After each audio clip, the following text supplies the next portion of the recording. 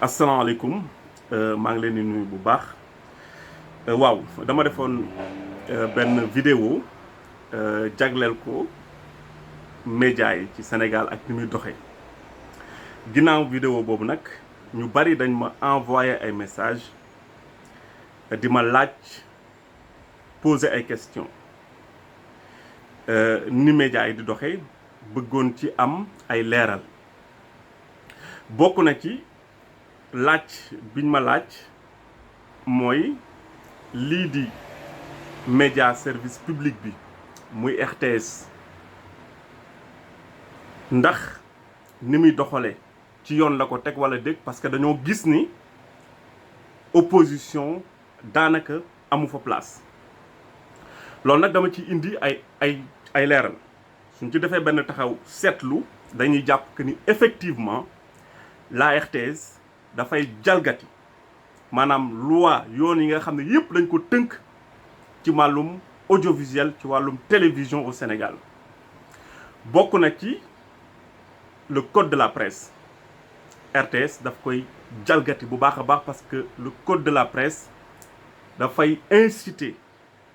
le média public en tout cas les médias publics de service public ñu tëddee njaaxaanaay par rapport ak seen doxalin te loolu RTS defu ko RTS également dafay jalgati loi bi nga xam ne moom moo tëgg li nga xam ne moom mooy CNRA te mu nekk fi pour saytu lépp loo xam ni da di télévision da di rajo ci biir Sénégal kon mën nañoo jàpp ni effectivement RTS mi ngi salfaañe bu baax a baax yoon bi nga xam ne teg nañ ko pour respecter audiovisuel ci Sénégal li koy firndeel mooy dafa am benn article 15 ci loi bi nga xam ni moom moo tax ñu tëgg CNRA daf ni fukki fan ak juróom yu ne la RTS a l'obligation la mu amal benn émission boo xam ni daf koy jagleel les partis politiques de l'opposition mais RTS ni muy doxee est-ce que mus ngeen fa gis mu invité Ousmane Sonko est-ce que mus ngeen ko gis mu invité Khalifa Sall est-ce que mus ngeen ko gis mu invité Barthélémy Dias loolu nag su ko RTS defee dafa violer li nga xam ne moom mooy loi bi nga xam ne moom moo tënk wàllu audiovisuel ci Sénégal CNRA li nga xam ne moom moo waroon a nekk taxawaayam jamono ji mooy su fekkee lii di RTS respecté wul principe yooyu noonu daf leen a waroon a contraindre leen envoyer ay mise en demeure pour que ñu daal di dëppoo ak yoon maanaam loi bi ni mu ko tërale te pourtant loolu gisuñu CNRA di ko doxale kon dañuy jàpp ni CNRA moog RTS ñoo am képp maanaam benn organe la boo xam ni état bi daf ko fa teg uniquement parce que dafa am confiance te que nga xam ne moom moo ko jiite parce que effectivement Babacar Diagne moom moo ko jiite te xam nañ ni Babacar Diagne Macky Sall lay liggéeyal kon structure bu mel noonu soo fay teg nit dafa war a nekk personnalité bu neutre parce que soo jëlee par exemple CSA l'exemple de la France ki nga xam ne moom moo ko jiite mais personnalité bu neutre la bokkul ci benn parti politique soutenirul benn candidat soutenirul benn président de la République loolu moom mooy tax ñu mën a am confiance ci organe boobu noonu donc su fekkee dañu gën a sori par rapport ak analyse bi mën nañu wax ni RTS ki nga xam ne tey jii moom mooy directeur général bi moom membre la ci APR donc membre la ci parti politique bi nga xam ne moom moo nekk ci nguur gi te dans une république démocratique boo xam ne dañu respecter les lois ki nga xam ne moom mooy jiite le média de service public warul am parparloo warul am fenn kon bu mu jaaxal kenn su fekkee RTS respecté wul sart yi nga xam ne dañ ko teg concernant le service public donc kon warul jaaxal kenn te RTS encore une fois ma wax ko RTS du média d'État RTS du média gouvernemental RTS média de service public la maanaam daf fi nekk pour askan wi yépp ku ci nekk ci sénégalais yi daf ci war a gis boppam la preuve RTS bokk na ci li nga xam ne moom moo koy financé mooy yéen sénégalais yi ku ci nekk facture courant bi ngay fay sa kër dafa am loo xam ne dañ ci compal RTS à la fin du mois ñu jébbal ko ci loolu ci lay fay ay salaire am ci lay def budget de fonctionnement am kon RTS c'est le peuple sénégalais c'est le contribuable sénégalais moom moo koy financé donc sénégalais bu nekk daf ci war a gis boppam aujourd'hui par exemple suñu jëlee exemple bu mel ni France média de service public yépp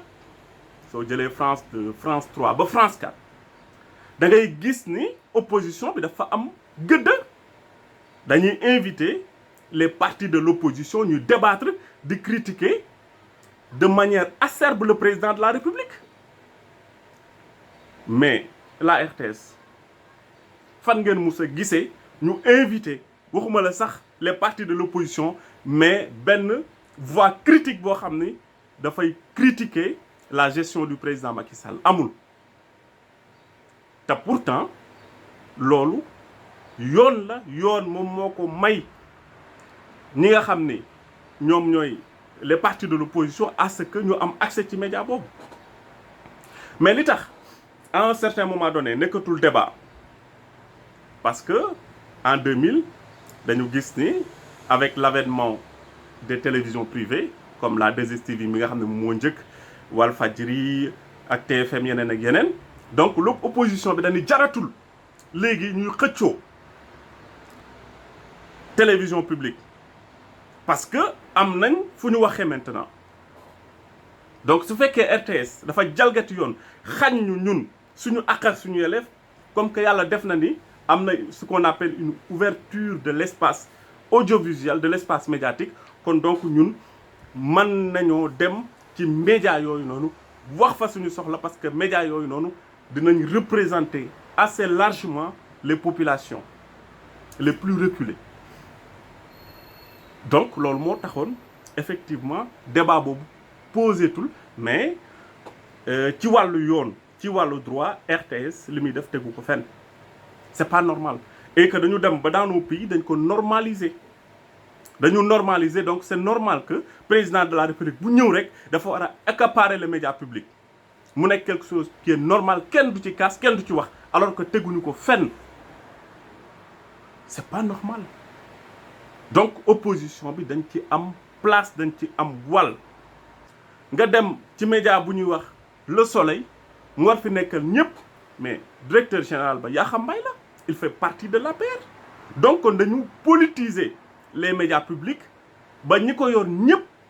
président de la République la ñuy jàppal tànk donc il suffisait juste par exemple ñu fal une personnalité neutre au niveau de ces médias là ñu gis ay changements parce que gis nañ ko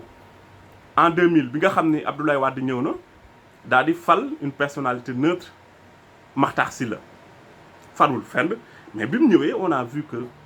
ci ay weer yu néew ñu gis RTS commencer changer complètement les journalistes commençaient à être libres de couvrir opposition bi di wax ci sénégalais yi ñuy dund RTS commençait refléter maanaam population bi li muy dund mais on a vu que loolu yàggul ñu tegaat fa koo xam ni effectivement président bi la fa nekkal ba suñu jooni tey loolu moom mooy wéy leneen loo xam ne bëggoon naa ko ci yokk par rapport ak interpellation yi concernant les médias privés surtout les télévisions privées xam nga dama ni woon Sénégal nit am na droit créer média d'opinion dans une démocratie par exemple dans les grandes démocraties dañ koy gis mel ni par exemple États-Unis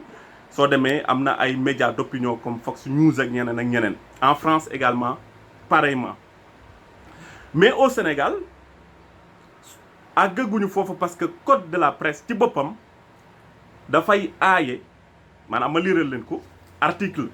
144 du code de la presse dafa ni aucune licence ne peut être accordée à un parti politique, à une alliance ou groupe de partis politiques. Parce que loolu moo lay wan ni la maanaam Sénégal CNRA wala ARTP amul droit jox licence su télévision wala licence su rajo benn parti politique wala benn organisation politique mu ci propagande suñu démocratie àggul foofu parce que loolu dafay nëxësal effectivement pluralisme ci réew. kon bépp média boo xam ne aujourd'hui sa ligne éditoriale da nga ko def mu dëppoo ak parti politique bu manti doon mu dëppoo ak le pouvoir CNRA dafa war a retirer licence boobu noonu parce que biñ lay jox licence bi c'était pour une télévision privée et commerciale mais c'était pas pour une télévision de propagande c'était pas un média d'opinion. Donc CNRA dafa war a retirer licence boobu parce que licence bi dëppoowul ak exigence yi nga xam ne moo taxoon ñu jox la effectivement licence boobu noonu kon il fallait que ñu leeral ko suñu waxee également que ni médias yi effectivement dañu war a ranger wu du côté du peuple parce que média dañ ni contre-pouvoir la maanaam li Cheikh Alimi doon wax les chiens de garde maanaam ñoom ñooy garder constitution bi ñoom ñooy garder lépp loo xam ne rek pouvoir bi da ciy abuser te mu nekk loo xam ne mën na gaañ waa réew mi loolu effectivement rôle presse la dañ ni contre pouvoir waxuñu contre opposition parce que opposition amul pouvoir ki am pouvoir mooy ki nga xam ni dañ ko fal mu nekk président de la république kooku moom moo yor le pouvoir exécutif kooku moom moo yor le pouvoir législatif kooku moom moo yor le pouvoir judiciaire yor assemblée nationale bi am majorité